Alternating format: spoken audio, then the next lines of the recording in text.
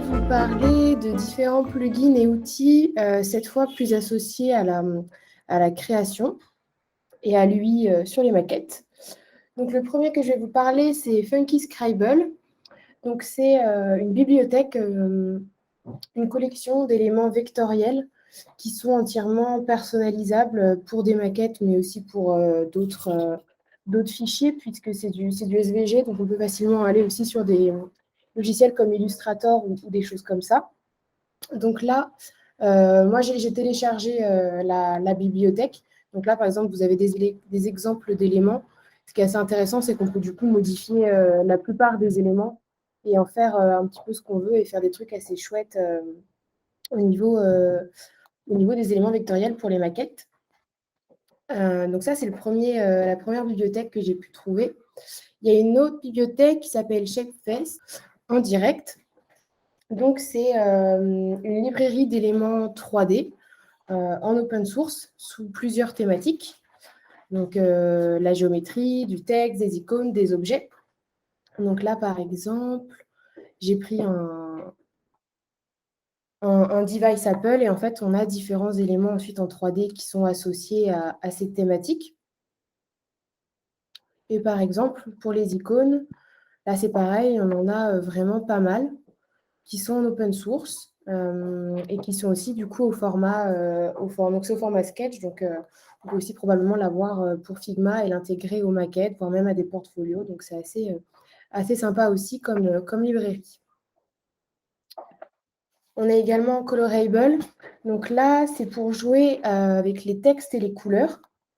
Donc, on peut modifier le texte et la couleur. En fait, on peut entièrement personnaliser un petit peu comme on veut les couleurs, ou alors on peut faire du random. Donc, ça nous propose des contrastes qui sont assez lisibles, aussi assez chouettes au niveau des couleurs. Voilà, différents randoms possibles. Et on peut aussi inverser ces différentes combinaisons aléatoires de couleurs. Donc là, on est plus sur la typographie, mais c'est pareil, ça peut aussi nous permettre d'avoir des combinaisons de contrastes qui fonctionnent et qui sont assez sympas au niveau des couleurs.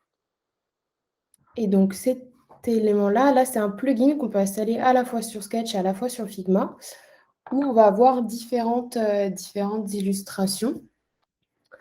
Alors, comment ça fonctionne? On va choisir directement notre style parmi... il y a vraiment une grande bibliothèque qu'on va voir par ensuite avec différents artistes. Ensuite, on va pouvoir le personnaliser en fonction des patterns, de la couleur, des motifs. On va pouvoir vraiment personnaliser entièrement l'illustration et l'intégrer en format PNG ou SVG à nos maquettes. Donc là, par exemple, il y a différentes collections. Une collection qui est assez connue qui s'appelle Humans, mais il y en a beaucoup, beaucoup plus. Là, par exemple, tout ça, ça va être des collections open source d'illustrations. Donc, des avatars, mais aussi des motifs comme des patterns, juste ici.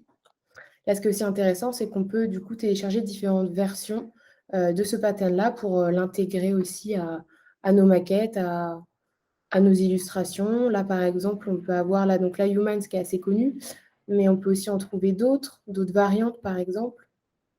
Si on prend celle-ci. Voilà. Donc là, on a un contenu qui est gratuit. On a aussi un contenu pro où il y a un abonnement à avoir pour avoir l'entièreté des bibliothèques. Et puis aussi, on a accès aux différents artistes et aux illustrations qui sont donc par catégorie et aussi par collection, comme on a pu le voir.